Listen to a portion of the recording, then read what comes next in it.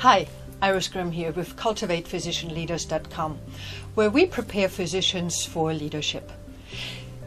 The reason for this program is very simple, at least in my eyes. Most physician leaders don't have the necessary skills to lead effectively. And I know this from experience. Now, for the last few years, I have been working with many physicians who were led by physician leaders, but also with physician leaders. And so I have seen it actually from both sides. And so when I coach physicians to upgrade their emotional intelligence so that they won't be written up anymore, or when I work with physicians who were referred to me because of their performance is below requirement, many times the department head or medical director is engaged in the conversations. Sometimes only at the beginning, and then at other times throughout the process. And so I see and experience firsthand how ineffective some of them are in their communication, how little they know about coaching and people skills. But what really propelled me forward with developing this program was my coaching experience with a few young physicians. So a couple of years ago, I worked with a group of young physicians who just took on their first, respectively their second job at this hospital. And I supported them in the onboarding phase of about 4 months. Now, there were 2 physicians, particularly in the group, who worked in the same department. Now, they loved their work and their patients, but when it came to the department head, they had nothing good to say about him. They were sharing stories of department meetings where this particular physician leader shut physicians up in the most inappropriate way. So, for example, they shared that in one instance he asked for input from the team about a certain topic. But then any time a team member made a suggestion, the physician leader came up with all the right and wrong reasons why this idea would not work.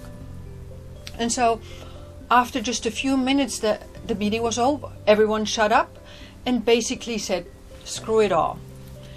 And unfortunately, one of the physicians even considered leaving the hospital and looking for a different place with better leadership. And so when I hear these stories, I'm thinking to myself, how can healthcare organizations put so much money into their newly hired physicians and their retention when the physician leaders kick them out with their lack of interpersonal skills and insufficient leadership behavior? And then, of course, I also experience it from the physician leaders firsthand. Now, I have worked with quite a few physician leaders who were promoted into a leadership role without any kind of preparation or training. Just a few months ago, I started working with a physician leader, and when we first talked, he was in the leadership role for, he said, over a year. And ever since he took on that role, he told me that he worked twice as many hours. He had many restless nights. He missed out on many family get-togethers because he had to catch up with his work. And so now, 6 months into his role, then the hospital enrolled him in a physician leadership program where he learned the basics of healthcare business. But he said to me, I was just not engaged in this kind of material, and many times he said I dozed off during the lecture. And so at that time, when he approached me and we had the first conversation, he said to me, after attending this leadership program and after having been through this now for more than a year, I don't really know whether I'm suited for this. And I only know that I am burning out fast. And these were actually his words. And so he came to me because he said he needed a sounding board to help him with the decision of whether a leadership position was the right thing for him. And yes, he's still in his leadership position at this day, enjoying it much more and getting better results. And so because of my experiences with physicians, I noticed the urgent need to create a program that prepares them for leadership from the interpersonal skills and also from the self-management perspective.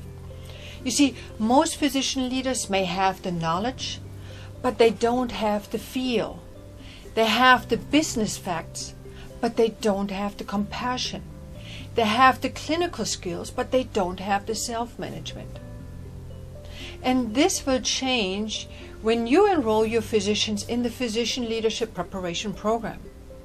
Now, this program is not only for those physicians who consider stepping up into a leadership position, but also for those physician leaders who have been into their role for a while, but don't get the results that they want. Because here's the thing, and I know it because I hear it from physicians, as a quote also says, people don't leave companies, they leave managers. Same applies to healthcare. Physicians don't leave hospitals, they leave physician leaders. So keep that in mind if you want to retain your physicians.